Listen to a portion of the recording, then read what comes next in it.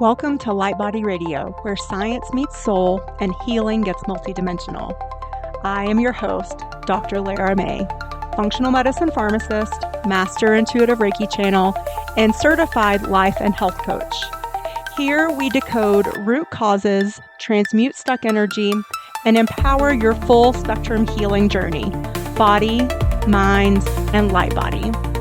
This isn't just wellness, it's awakening, grounded in science, guided by spirit, and designed for your evolution. Let's rise and radiate. Welcome to the next level of you.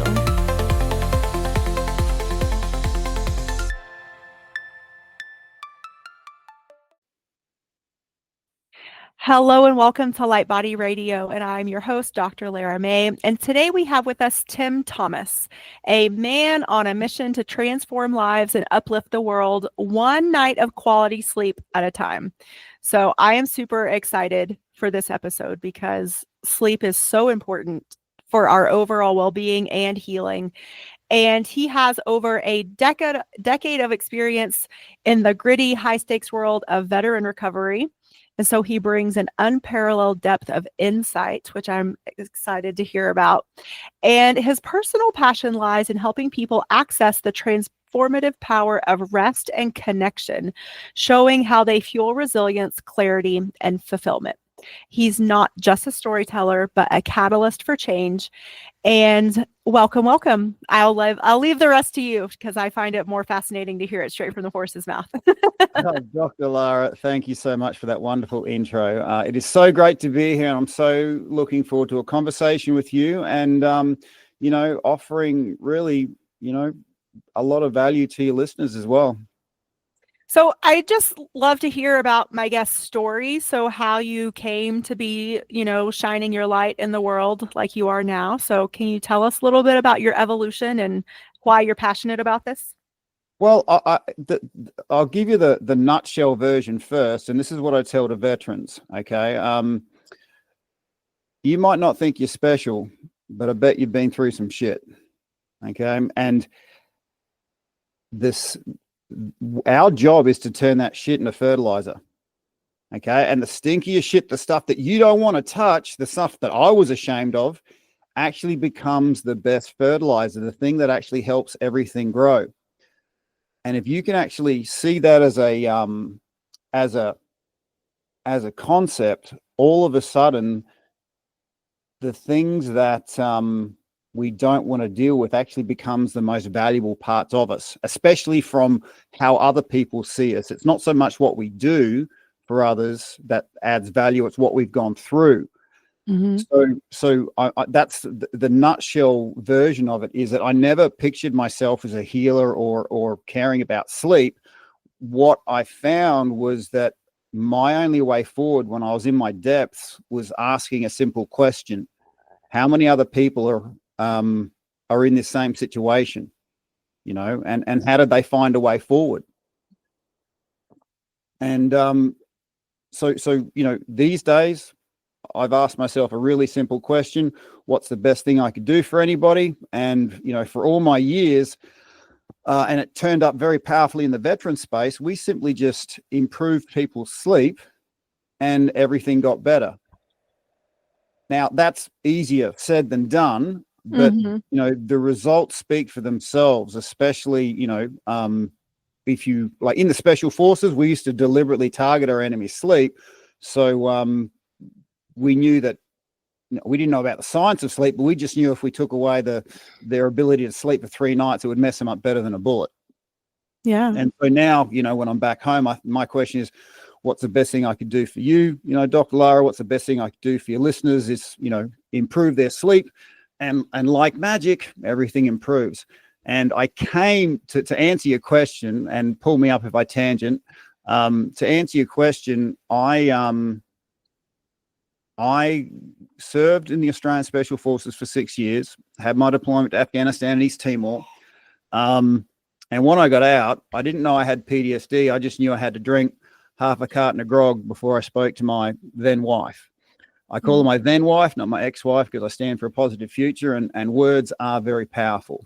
I've noticed when I said ex-wife, all this other sort of negative stuff, and people would sort of comment. So if I say then wife, it just gives it a much better slant. Mhm. And so I also discovered that there's a medical system that seems to make more money from you being sick than you actually getting better. Mhm. And I didn't know this. I didn't know that it's, we're not actually in an age of information. We're in an age of marketing. The first 6 pages of Google are marketers, and these doctors, this medical system, they want repeat sales. So, I lost 6 years of my life to pills. I can't get that time back. No one told me that something as simple as breath work could help me sleep better at night. Mhm. So all these things that I went through, like the crap that I went through, has now become the thing that helps me grow and helps. And I get so much joy from helping others. I hope that answers your question. Yeah, absolutely. Thanks so much. Excuse me. So why is it that sleep can be such a game changer, not only for our bodies, but then our mind and spirit as well? Sure. Well, I've just noticed that our minds think to the level of energy our body has, and we're not always aware of how much energy our body has. I just knew that I'm angry all the time. Forget about driving in traffic because I was just raging, and I was using anger to as a source of energy because I was so fatigued. Which is Mhm. the equivalent to writing a check for $1,000 when you've only got $2 in the account. It just puts you further under. And the like, people don't often pay attention to this sort of stuff, Dr. Lara, until they start seeing the financial impact. Okay, so if I'm talking to a corporate, I'll say, if you want to cut your sick days in half, improve the sleep of your employees, because the data's in. Sleep poor employees take twice as many sick days. And it's not just absenteeism, there's presenteeism. So if you've got a poor night's sleep, you're underperforming by 30 to 40% during the day. Workplace accidents go up, quite dramatically. In the US, over 100,000 accidents a year are solely blamed on fatigue. Forget about, you can do a breath test for alcohol, but no one's really testing for fatigue, because the scariest thing is everyone takes it for granted. Everyone's like, shut up and don't talk until I've had a coffee, Mhm. so the conversation around the benefits of sleep isn't often really addressed until people start drilling into the cost of what it actually costs. But I think it's an old Chinese saying, sleep is the soil from which everything grows. Mhm. So, I can't do what you do, Dr. Lara, but if I can help you have a better night's sleep, you're going to be able to do what you do even better. And if you want to amplify that, imagine if someone was, wanted to destroy you. If they could take away your sleep, they would do a really good job of destroying everything that is you. Mhm. So, if you want, and this is where we get lost. People, if you look at the analogy of, sleep is the soil from which everything grows, oh, my trunk's not in the right shape. Okay. There's a bunch of things in this world that'll sell you products to help you with this, shape of your trunk. Oh, I don't have the fruit in my life that I want. There's a bunch of stuff in this world that'll sell you stuff to help improve your fruit. But a person who really understands how growth happens, especially in a tree, is they'll go into the soil. They'll see what no one else sees. And sleep is very unseen. So it's not really, and we're a very visual society. Mhm. So and there's a reason why if you go to the gym, there's mirrors everywhere, because that sort of puts you into the group hypnosis of, well, this is all there is. If I can't see it, it's not real. And sleep kind of falls into this thing where, it's there, I can hide it. No one sees it. I can't exactly go, brag about, oh, look at me, I had 10 hours sleep last night. Oh, you're great. So there's a resistance and a very and a poor acceptance of the state of sleep, if that makes sense. Sure. Is there a magical ratio of amount of sleep to like the best productivity or like feeling your best, or is it different for everyone? Sure. Well, it you know, quality is important. I say that, even if you got 5 hours of quality sleep, that's better than 10 hours of poor quality sleep. Mm-hmm. So ideally, you want 8 hours of sleep. And here's the thing: you can get by on far less, okay? But there's a certain thing that you have to understand your brain does, okay? So your brain sits in what's called a blood-brain barrier. And just like any function we have, like we eat and we poop, okay? We take on nutrients and we excrete out the stuff that is no longer, that's waste product, right? Now, Mm-hmm. the brain creates energy, but it also has to kind of poop, right? It has to get rid of its waste. And when you're sleeping 8 hours, your spinal fluid goes up into your skull and removes the waste, cleans out your brain. Okay. And if you don't do that, that impacts your short-term memory. And you won't even notice this. They did studies with these university students. One got 6 hours of sleep, one got 8 hours of sleep. And the short-term memory of the 8 hours of sleep was so much better, and the short-term memory of the 6 hours sleep was so much less. But these things happen, and it doesn't really impact your survival, so you don't really notice it. And this is the insidious nature of poor quality sleep. It'll happen bit by bit by bit by bit, and you just think it's normal. And the whole world has an economy based on you not sleeping well. I'm so tired, I've got to find energy and pay for it. Coffee, energy drinks, comfort food. Mm-hmm.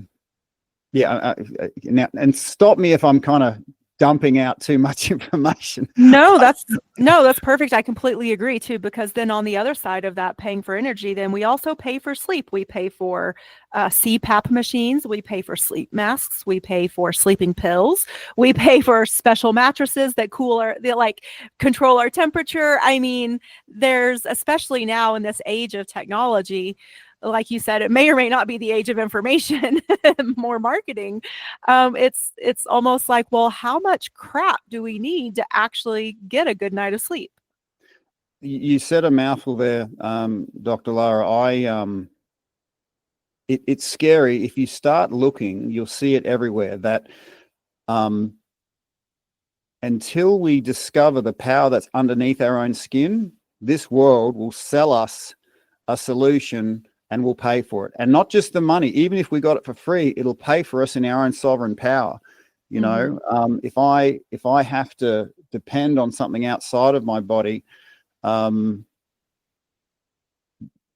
something that I could otherwise do myself, there's a dependency. Like I said, 6 years of my Sure. life off the pills, and no one told me that simple breathing in and out a certain way could alkalize my neural pathways, could bring anti-inflammatory and healing to my body, presence of oxygen, absence of disease. But no one's saying this because no one's making money from it. And I believe I was sort of put in that depth to get empathy for others in that space. And this is where, one way people say, I think it was Rumi, he said, an emotional wound is the light trying to come in. And I would, if I never had those dark, difficult moments, I never would have sort of had empathy and such a passion and such a joy now of sharing these very, very simple things to do to create such a potent and powerful change. Because, if you're only at 40% energy, if you're fatigued, life is pretty hard. Okay. And we often start looking for things that make us feel better, and there's plenty of drugs and alcohol out there that'll do that, Mm-hmm. legal, non-legal, even our diet can be specialized in comfort. But I put it to you, if you're at 100%, there's not a goddamn thing you can't handle. You know, you can do anything when you're at 100%. So my passion project is getting people to be what I call energetic millionaires. Okay. And it comes off the back of your energy is like money. How you invest it is how you get it back. But you're a unique energy signature. You've got things that you invest in, say $10 worth of energy that you get $1,000 back from. No one else can see it. Only you can, until you get to a certain point of mastery.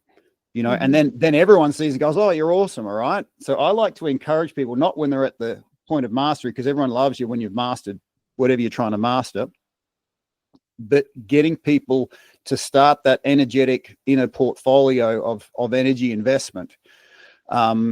Because there's two completely different types of people in this world. In fact, I'll own this. There's two completely different types of Tim Thomas in this world.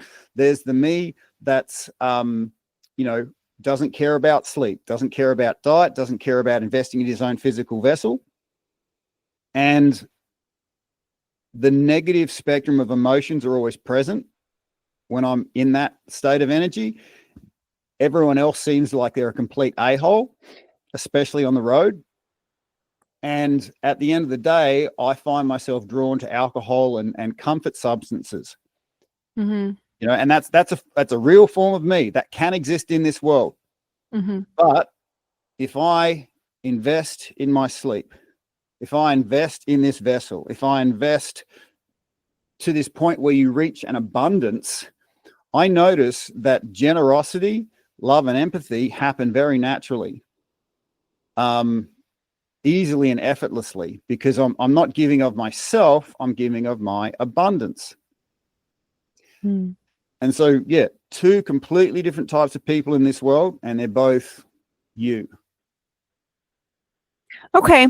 And I'm glad you're stepping into the place I wanted to go to next, because reading through the notes that you sent me for this episode, I found it really interesting that you're merging the let's see, how do I want to say this? The aspiration of good sleep with generosity to really like sort of rebuild, I feel like, the quality of our relationships in this world. Because I don't know about you, but it seems like it's really easy these days to find, like you said, just like when everyone seems like an a-hole, or like we don't, there's this lack of compassion for each other as humans these days. Like the world just seems so polarized and sort of torn apart, that it's really interesting to merge these two concepts of sleep and generosity to really sort of start building those bridges back. So how does that all fit together? I mean, you sort of touched on it, but I want to dive deeper. Yeah, no. Okay. So quality sleep and generosity is one of the most powerful ways to biohack your system, to create the chemicals needed for you to be the empowered version of you, the you at 100%, the you that can create the world exactly as you want to create it. And I'll tell you where we discovered this. Okay. We didn't invent this. We just discovered this. All right. So I had this goal of saving 40 veteran lives from suicide, because in Australia, that's how many we've lost to bombs and bullets in Afghanistan. But we've lost, 30 to 40 times that amount to suicide. And with no training whatsoever, that was the goal I had. And I didn't care if I worked the rest of my life to achieve that goal. I was going to do it. And because I'd nearly done it myself, right? So fun fact about me is I'm dyslexic. I failed high school, but my pattern recognition is in the top percentile. And here's the pattern we observed that allowed us to achieve that, 40 veteran lives within 12 months. It happened much quicker once we discovered two things. One, it doesn't matter if the pain's emotional or physical. It'll get to a certain duration, Dr. Lara, or intensity where it transforms from pain. Because as humans, we can actually handle a whole lot of pain on the back of, if I've got your back and you know it, and I've got your back 100 freaking percent, and I know you've got my back 100 freaking percent. There's not a goddamn thing we can't handle. But what pain does, without the person knowing it, is it makes us feel alone, isolated. We're the only ones going through it. These unspoken words become like rocks around our hearts, and we can't feel anything, and we don't want to share it because that'll just make someone else's day worse. And when we're in isolation, everything's a threat because everything is a threat. Mm-hmm. I'm the only one that's got my back. If I drop my guard for a second, something bad's going to happen. So there's millions, if not billions of dollars spent in, not just veteran mental health, but mental health, in general. Mm-hmm. But until you address the isolation that person's feeling, it's largely water off a duck's back. So we found that once we broke the person's isolation, and we can dive deeper into that in a second if you want to, because there's a way to do it. Mm-hmm. And once we got them out of fatigue, it's like they had 99% of everything they needed inside of them already. And it's this golden compass just clicked into gear, and they knew exactly what to do next. And so if you understand that at the root of everyone's sort of mental health is isolation and fatigue, and you address those two things, you need far less resources because they've got everything inside of them. Mm-hmm.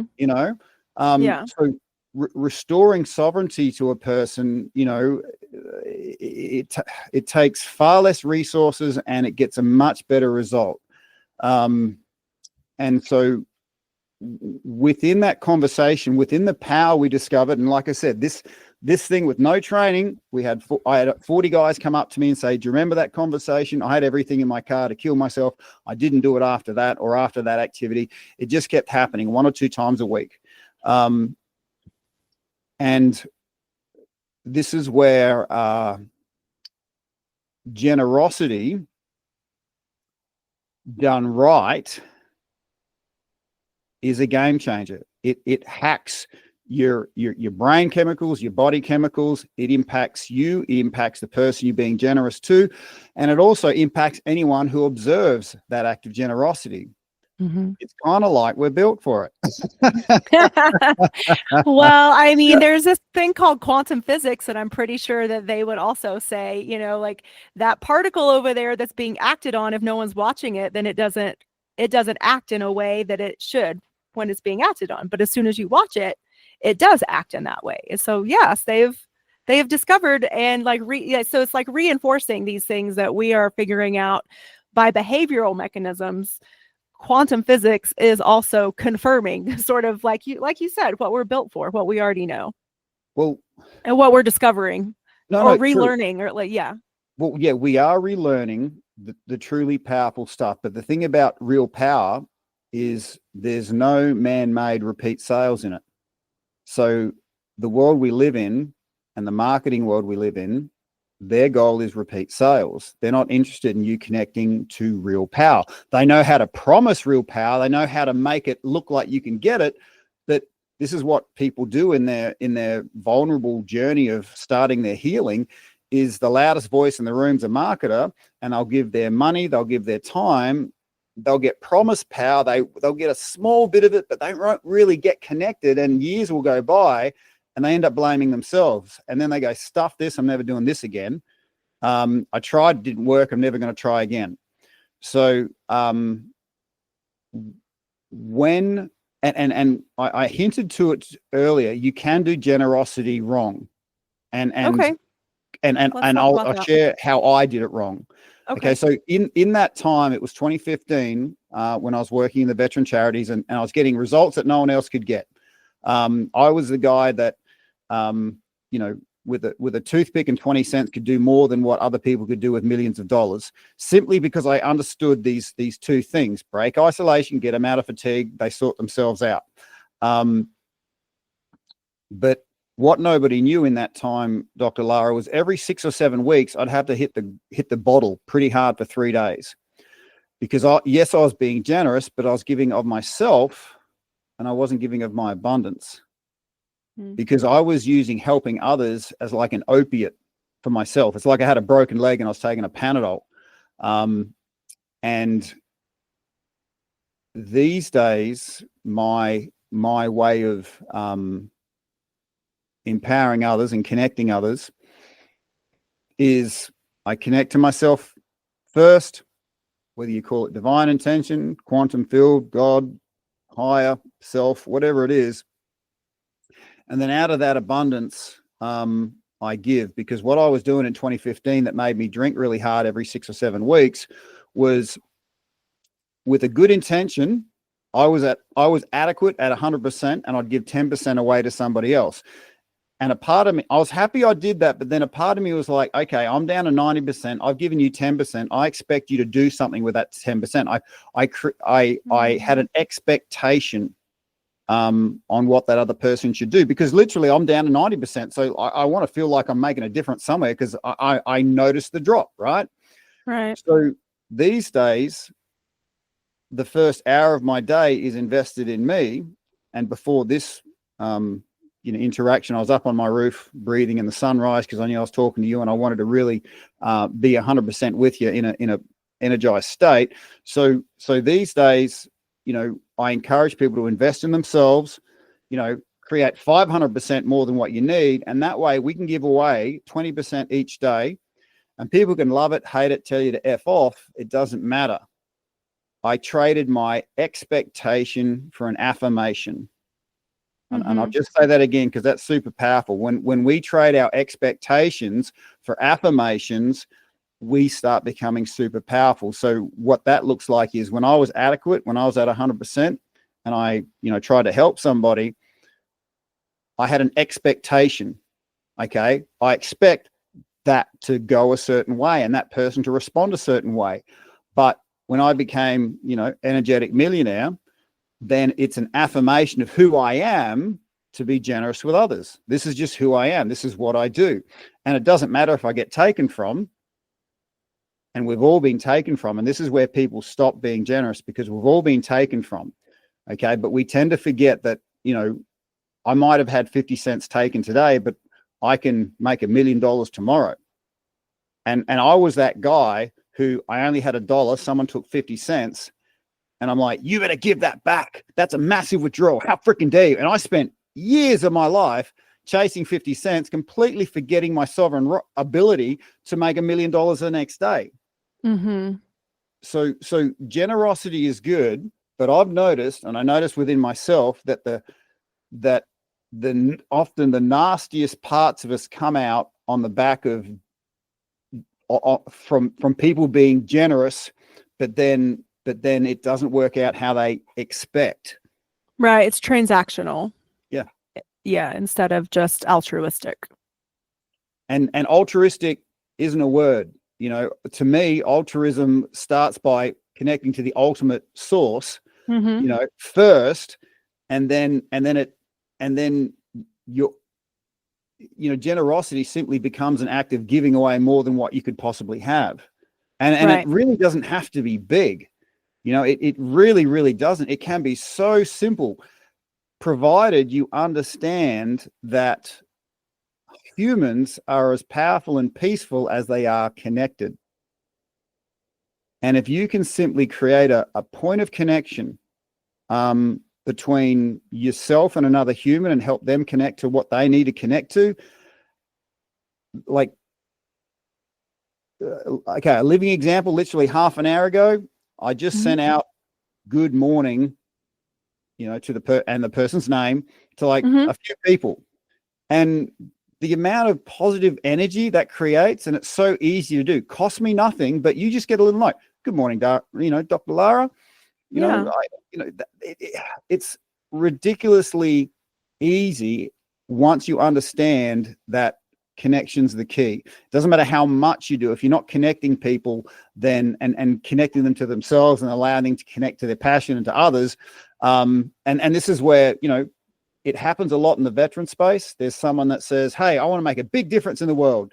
So what do most people do? I believe that raising a big amount of money and doing a big event, getting a big amount of people in, will make a big difference. Now, there is merit to running events and having all these sorts of things. But often a week later, what's changed? You know, Mm-hmm. so once you understand that it's the ease and effortlessness of generosity isn't work, you can start doing it consistently, regularly. You're not attached to the outcome. You're just affirming who you are. And you, every now and then in the world, with the set of eyes that we have, we do get to see the impact of our actions. But I would say to most people, between 95 and 98% of our actions, we don't actually see the impact of. Mm-hmm. You know, and this is what faith for me is, not whether there's a divine being or not, because it simply is or isn't. Faith to me is knowing that my, average everyday life is creating these ripples either side of me that I can't see. I have a faith that I think when I get to the other side, divine spirit's going to say, Tim, here's your life as you saw it, a bunch of events that you've already seen. Now here's your life as you didn't see it. And you'll see, the action that you did that impacted on others. You didn't see it, but then it impacted on others and others and others and others. Mm-hmm. So it's that kind of faith that allows me to I you and me, I don't think we can't see the bigger picture now, but what we do have is the internal compass of the things that we do that light us up, the things that give us our greatest energetic return. That's the thing that then starts those ripples, outside of us. Right, because that's what fuels us to keep going, to keep being generous. Definitely, like, what we put out is what we get back. For every action, there's an equal and opposite reaction. Again, back to the laws of physics. So, I mean, but like you said, like within that law of physics, it doesn't say, and it's dependent upon blah, blah, blah. No, it just is. Like, what goes out comes back. That just is. And so if we can remember that, and again, like you said, like come to it from a place well fueled with sleep and or well fueled with, good food, good self-care practices. And the most selfless and selfish thing you can do is self-care, because, you can't show up as this generous incarnation of a human being if you're pouring from an empty cup, if you're depleted, if you're exhausted, if you're, and eventually if you're depleted and exhausted for long enough, you'll get sick in some way, shape, or form too. So yeah, and then it's not too far from, I've given so much, I haven't been given back. You know what? F the world, F everybody. And right. this is where this is where often the grumpiest people start as the most generous, because they gave, and they feel completely used up, and they're never wanting to get hurt again, so they're never going to do that again. So this is where, when I work with people, I forget about everything else, and let's just work on you restoring the sovereignty of your sleep. Because once that sleep gets better and they start getting more energy, then they're ready for a small act of generosity, but not before. If you're fatigued, doing an act of generosity can be a bridge too far. So let's be selfishly wise here. Let's invest in this, build this up. And it's a very good point, because a lot of people,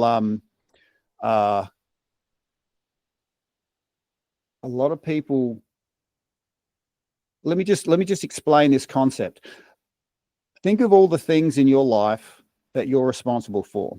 You might have a place where you live, you might have a garden, you might have a dog, you might have a family, you might have work. All right. All the things that you interact with. Now, I'm going to point out the negative here so you can get, so it just becomes obvious. Now, imagine if you're in a physically and mentally depleted state. Would your work be as secure? Would you have regular income, access to income? Would your garden be looked after? Would your dogs be as well looked after? Your family would still love you, but it'd be like their life's a little bit harder because you're in a physically and mentally weakened state. Mm-hmm. Conversely, if you're in a physically and mentally empowered state, I would say your finances get better because you're doing better at work. Your garden's growing really well because you've got energy for it. Your dog's loving you. Your family's lives are better.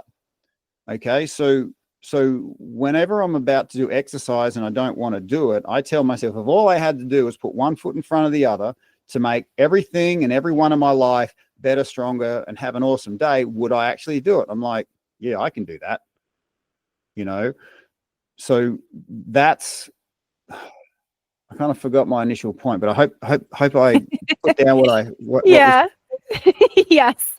I mean, we were just talking about like, again, like why bringing it back to sleep is really sort of that foundation, that cornerstone of where to build everything else from. Yes. It's the universal lever. A lot of people try and work on their finances. A lot of people try and work on their fitness. Everyone, to me, everyone, dyslexic pattern recognition here, everyone's trying to wring the goddamn life out of their conscious waking hours. Get the most, you got to do more. You got to get more. And I'm like, well, how about we work on the unconscious hours?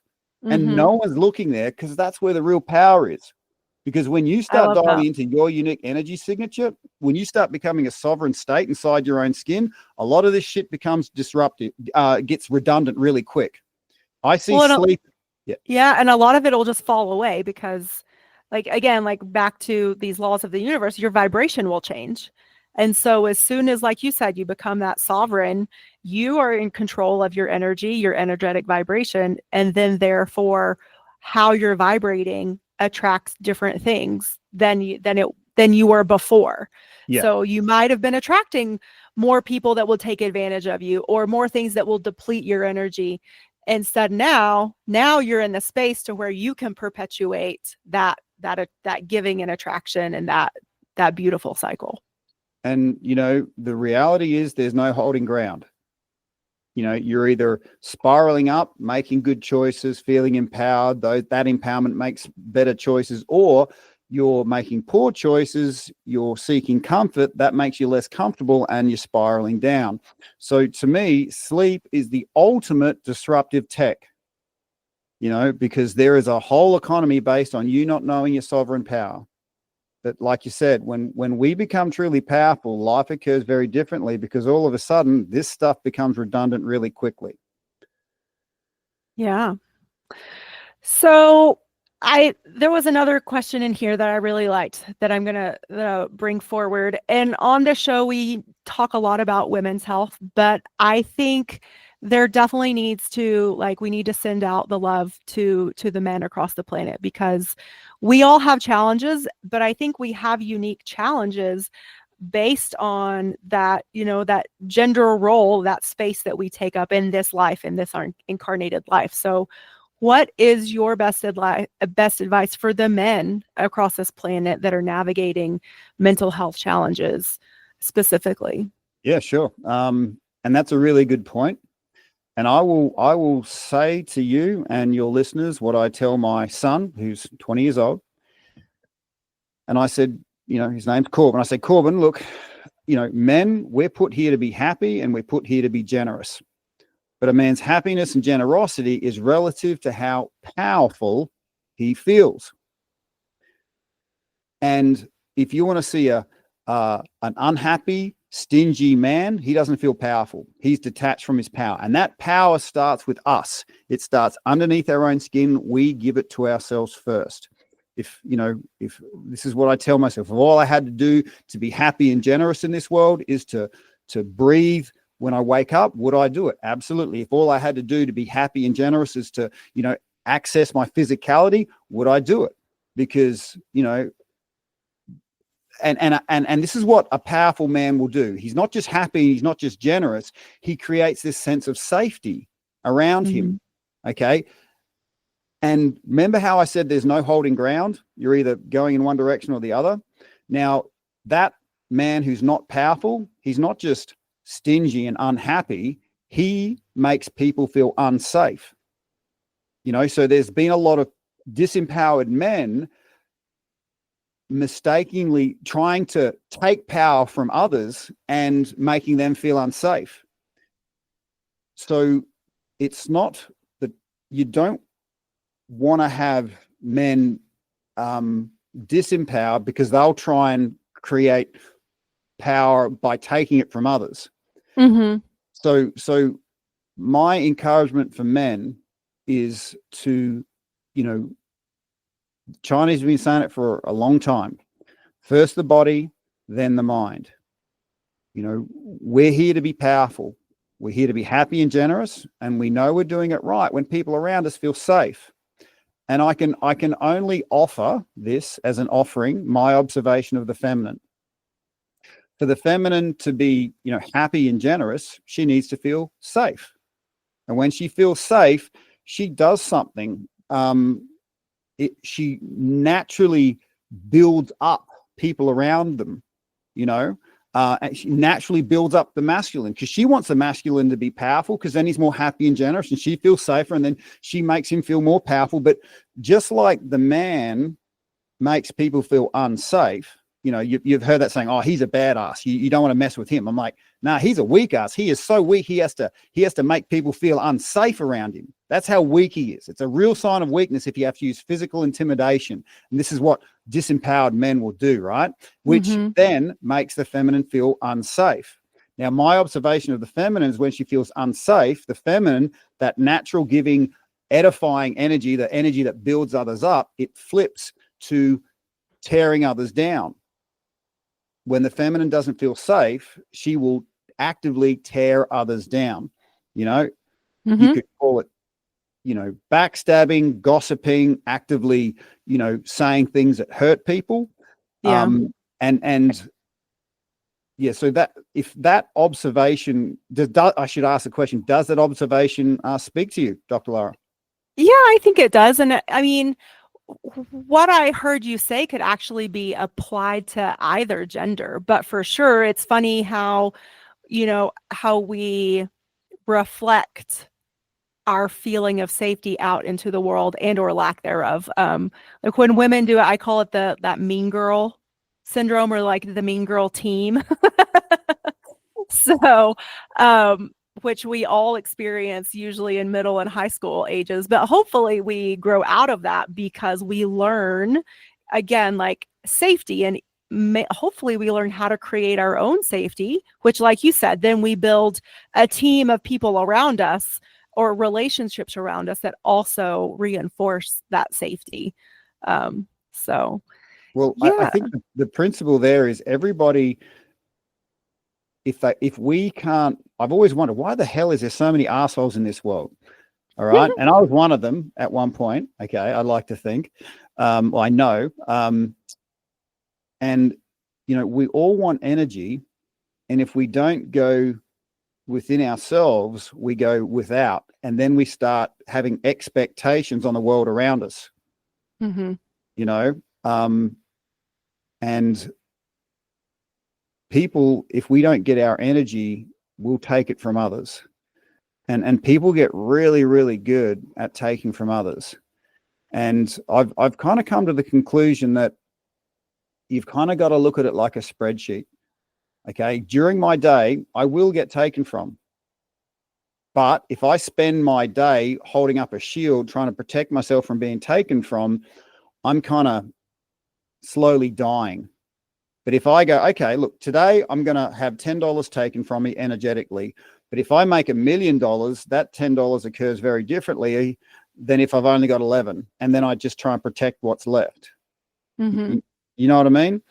For sure. I mean, and also it could be said that if you spend all day with that shield around you, then you've built a wall and you can't receive, so it's like there is this pattern of we have to learn how to be good receivers too.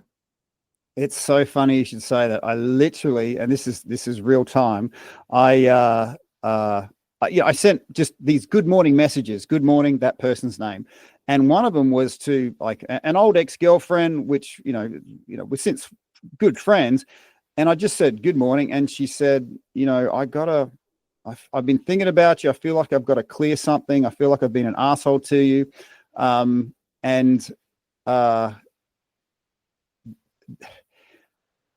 There's a mantra that is often said in, I'm not sure if there's some religion. It goes something like, I'm so sorry. Please forgive me. Thank you. I love you. I'm so sorry. Ho'oponopono. Please forgive me. Thank you. I love you. Yeah. And that's said to the Ho'oponopono. divine. That's said to Yeah. the divine. Mhm. So we can fully receive. Okay. Mhm. Now, I have a conservative Christian upbringing, so I've got a good knowledge of the Bible. And whether you believe in that particular construct or not, there's a few gems in there. And one of which Jesus once said, "Lo, I stand at the door and knock."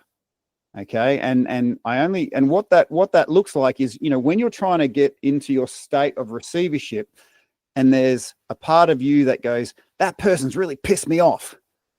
F that person. And all of a sudden, you're just focused on the thing that's pissed you off. Well, guess what? That's the spirit knocking on a place in you where you haven't let that fullness of love into you. You're blocking it. Mhm. Okay. And when you really get the experience of letting that go, and the whole time the spirit has been knocking on your door, just saying, let me in. I want to love that part of you. When you actually get real-time experience, I've noticed that a lot of tears start falling down my face, because my whole life I've been hanging on to this blockage, hanging on to that pain, hanging on to that thing that was taken, and I can't receive love into that part of me. And I would only offer to people, when you are actually trying to get into a state of receivership, observe all those things that come into your mind, because that's literally the spirit saying, look, I want to abundantly give you everything, but you're blocked here and here. Okay. But I know me, I'm pretty stubborn. I want to be right. That person's wrong. And me, but I don't know that me hanging on to that little cup of energy, holding it up in my face, the second I put it down, I see the whole freaking ocean. And Mhm. I see, putting down that 2 cents worth of energy, and I can become, and that's when the tears come in. And that is more than just me talking. I encourage people to have an experience of that. And that's when it's like, I'm so sorry for not letting you into that part of me. Please forgive me. Thank you. I love you. And then you really get to sort of experience how wonderful life is being in receivership. Mhm. Absolutely. Yeah, it's that old saying too, would you rather be right or happy? Yes, I'd rather be indeed. That happy. took me a long while to figure that one out. I think a lot of us, it takes us a minute to come around to that. But before we wrap up, I do want you to teach our audience a method or something they can take Yeah, home with them. We talked about this before we went live. So what no have you problem. got for us? Okay, so I never wanted to be the person to talk about stuff and not give people to access straight away. So my humble brag, Dr. Lara, is I can show people how to completely relax their bodies in just 1, 2, 3 breaths. But the secret is it's 3 proper breaths. And this is going to be easy. The only thing that's going to be hard about it is, how, we've been breathing our whole lives. It's our oldest habit. So I'm going to spend just a little bit of time to show you how to breathe fully, correctly, and you're going to have your eyes opened to the experience of proper breathing. Now, because this is our oldest habit, I've been breathing for 52 years. I have a lot of people saying, I've been breathing my whole life. Can't tell me how to breathe. All right. So I do need to ask 3 questions just to allow you to fully receive this. Okay. So to Mhm. fully receive this, I ask these 3 questions. So, and I'll ask it to you, and obviously this is to the people listening as well. Do you give full permission to your breath to fully nourish every cell in your body? Absolutely. Yes. Awesome. Okay. Do you give your breath full permission to completely nourish your mind? Yes. Awesome. Do you give the breath in your lungs full permission to nourish every single part of your unconscious mind? Yes. Awesome. Okay, we're gonna let the sunshine into all of that. So simply starts with breathing in and breathing out. Now, if you did that, you would become conscious of your breath. Congratulations. That's the first step to empowerment, becoming conscious of your breath. Now, what we're going to do is breathe in and then breathe in again and again and again and again. Okay? So blow it out, shake it out, blow it out, shake it out, out, and then start breathing in. And then where you normally stop, breathe in again and again and again and again. And just let that go. Okay. Now, did you notice that when you breathe in again and again, it sort of filled up this space in the top third of your lungs? Okay, so we're going to call that your secondary inhale. Your primary inhale is where you normally breathe in and out. Your secondary inhale is this top third. Okay, now the joy I get from my job is showing people just how amazing their body is. Restoring your sovereign power starts by understanding just how amazing this thing is. Now, what most people don't know, Dr. Lara, is in our pointer, our 2 fingers and thumb is a turbo button. Okay, and what we're going to do is we're going to pinch our 2 fingers and thumbs together really hard when we get to our secondary inhale. So we're going to breathe in, and when we get to our secondary inhale, we're going to pinch our thumb and 2 fingers together as hard as we can and just observe how that affects our secondary inhale. You cool with that? Okay, Yes. so I just invite yourself and everyone to blow it out, shake it out, blow it out, shake it out, out, out, out, out, out, out, out. Breathe in and then hit those turbo buttons and hold it. Wriggle the shoulders, feel that chest opening up, feel that space opening up. And if it feels good, let it out with a nice big sigh. Now just take a second and let that energy go through your system. Energy has an intelligence all of its own. It'll go to where it's needed. Some people start stretching out their neck. Some people yawn. Whatever it is, it'll go to where it's needed. So did you notice when you pinched your fingers together, that kind of gave it a bit of a boost? Mm-hmm. Yeah, increased capacity, I would say. Yeah, I call them turbo buttons, all right? So now what we're going to do is juice this secondary inhale up even more, okay? So when it comes to the secondary inhale, we're going to pinch our fingers, and I should add, this is all breathing in through the nose. We're going to pinch our fingers, and we're going to raise our nose and look up, okay? So almost like we're sort of leaning back a bit. Now, this does need to be seated. If you're out and you walk listening to this podcast or you're driving, just do this in a safe environment. And seated is fine. So this time we're going to breathe in, we're going to pinch our fingers, and we're going to look up and raise our chin and look to the ceiling, almost lean back. Okay? Mm-hmm. Is everyone cool with that? Yes. Okay. So let's blow it out, shake it out. Out, out, out, out. Further out, further out. Let your head go forward. Let your head go forward. Out, out, out, out, out. And then start breathing in. Pinch your fingers, look up, raise the chest, lean back a little bit, open, open, open. Now hold your breath and wriggle your shoulders. Hold your breath, wriggle your shoulders, wriggle, wriggle, wriggle, wriggle, wriggle. Feel your chest opening and then let it out with a nice big sigh. Okay, now just sense the energy that's going through your system right now. There's a few things going on here, and let me just speak to them. You're not just getting more energy through a better inhale. Breathing through your nose produces what's called nitric oxide. Nitric oxide is a vasodilator. It allows the oxygen to absorb better, but it also is a key indicator in heart health, brain health, lung health. So nasal breathing produces a whole lot of good chemicals, one of which is nitric oxide. Now, the other reason why people feel like they've got more energy is proper breath gives you proper alignment in your physical structure. Now, if you want to picture someone with the weight of the world on their shoulders when they're filled with troubles, they're kind of stooped over, right? And the way our energy systems works is, your brain's an electrical generator and it's sending out all these nerves, okay? Think of those nerves and the energy they can carry like hose pipes. Your garden hose, if you step on your garden hose, there's less water going through the end. Our nerves work exactly like that. So when we're stooped over, we're literally stepping on the hose pipes of our own energy system. Okay, so when we breathe and we look up and we open, that allows all that energy to come through.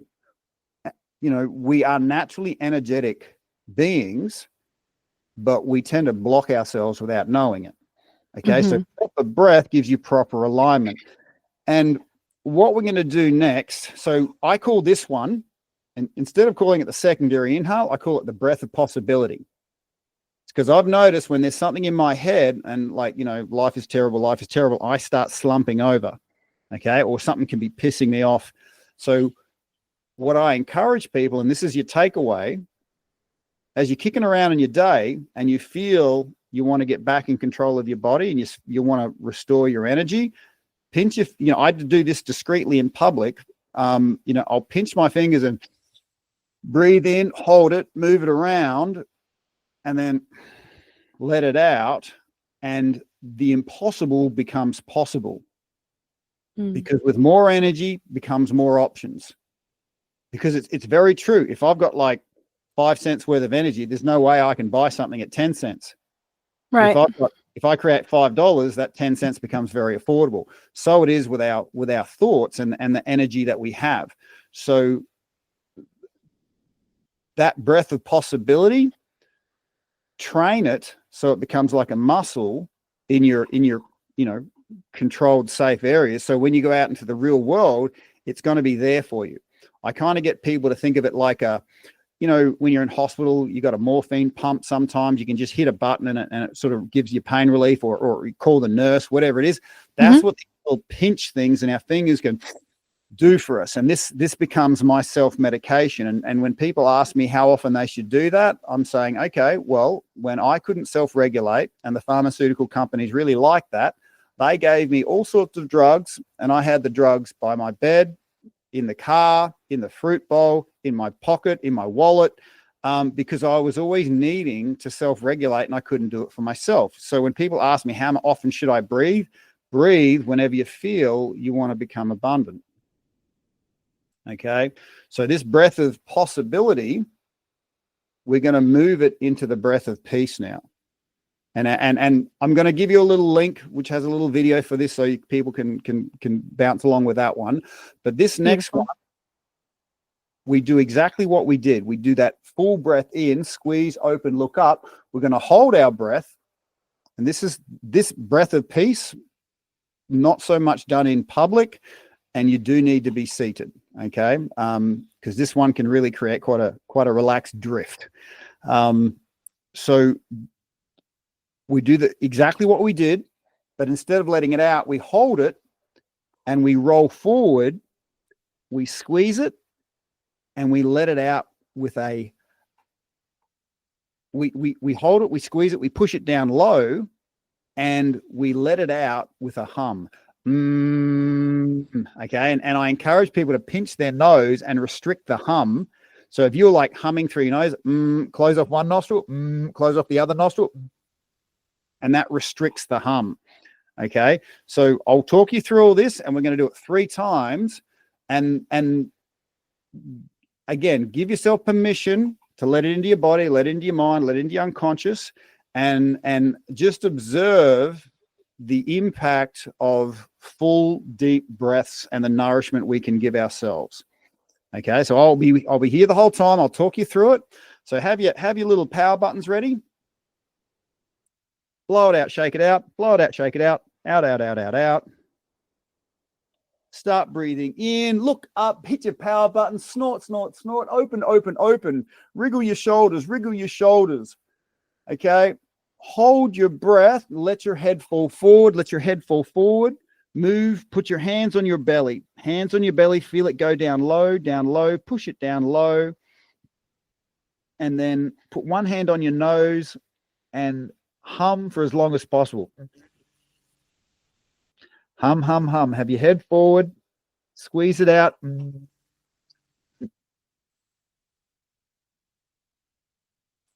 we're going to do that 3 times. Again, this is new, so be gentle on yourself. Blow it out, shake it out. Out, out, out, out, out. Power button's ready. Pinch, look up. Open, open, open, open that chest. Feel like it's more open than it's ever been. Hold your breath. Let your head go forward. Let your head go towards your knees. Push that air down low. Air down low. One hand on your belly, one hand on your nose, and then push it down low as you hum out through your nose as long as possible. As long as possible. Long as possible. Doing really well. Okay, and this last one, we're going to make it deeper, longer, more enjoyable, blowing it all the way out. Blow it out, blow it out, blow it out as much as possible, as much as possible. More, blow it out more than you ever have. And then with those power buttons, really snort the air, look up, lean back, pinch the fingers, open, open, open. Feel like you've never been so open. Your chest is like a flower opening and the warm sun is coming in. Holding your breath, just collapse forward, relax everything, collapse forward. Push it down low, feel it down low past your belly button, pinching your nose, and try and hum for as long as possible. There's no timeline on this, and just hum for as long as possible. And as that air leaves your body, get rid of the tension from your shoulders, the top of your head, your arms, your back, your face. Just let all that tension fall away. And just check in with your body. You've taken possibly the first 3 full breaths of your life. Well, thank you very much. How are you feeling? I feel great. Yeah. So I definitely hope everyone out there will try that, play this again and again. And we're going to include the video in the show notes so you can definitely get another step-by-step perspective rather than just audio. You can visually see it as well. Thank you so much. No, my pleasure, Dr. Lara May. To me, it makes a lot of sense to help. People like yourself, you've got a heart of service. And my observation is if you can give a cup of energy to someone with a heart of service, they naturally turn it into 500 cups. Okay. So even if I'm being lazy or selfish, it makes a lot of sense to live in a world where people are energetic. And to me, the easiest, most effective way of doing that is helping those who have a heart of service. Because you give them that and they're automatically thinking, oh, this would be so good for this. So those people listening, this isn't just for you. How many people could you come across where you could show them in 3 breaths they could self-regulate? So this is where your mastery of this is going to have a massive impact on all the other people you meet. Beautiful. I want to, before I forget, tell everyone where they can find you. And then just also keep in mind that we have a very in-depth show notes page. So I have a lot of links that you've already sent me, but you tell people, the listeners, where you want them to go from here. Sure. Look, I've usually found that if things are easy and effortless, we can do them regularly. So I'm a big fan of micro habits. So what I've done with my brand and product is made it super easy to access 2 of the most powerful micro habits you can do. And that is breath work going to sleep, giving yourself an amazing night's sleep, healing your body as you sleep, presence of oxygen, absence of disease. But then when you get out of bed in the morning, doing breath work before your feet hits the floor. That turns that feeling of lead into absolute gold. I kid you not. It is so super powerful. So breath, if you go to your phone, doesn't matter if you've got an Android or a smartphone, go to your app store and look up 3 words: breath work in bed. Breath work in bed. It'll ask you 2 very simple questions. When do you want to sleep? When do you want to wake up? And then we take care of the rest. It becomes easy and effortless to access 2 of the most powerful micro habits. Now, we do it 28 days free trial. Won't cost you anything for the first 28 days.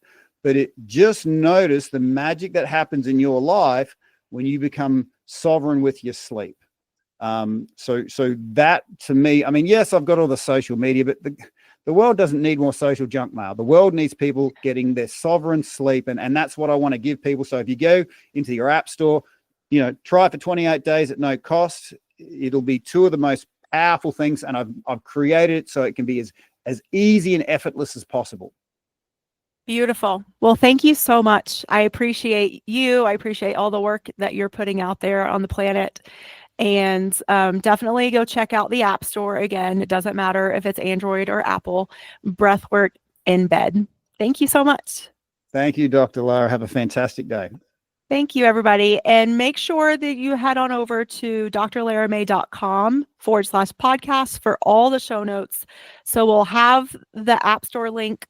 We'll have all of the socials, and you can find everything there. Thank you for joining me on Light Body Radio, where functional medicine meets intuitive healing and transformation happens on every level. If this episode resonated with you, please like, share, and if you're ready to go deeper, visit drlaramay.com to book a functional medicine consultation or an intuitive healing session. Whether you need to rebalance your body, clear your energetic blocks, or reconnect with your soul's purpose, I've got you. You can also follow me on Instagram or TikTok at Dr. Lara May for daily inspiration, energy updates, and healing tools. Remember, your healing is multidimensional, and so are you. Until next time, honor your body, trust your intuition, and activate your light.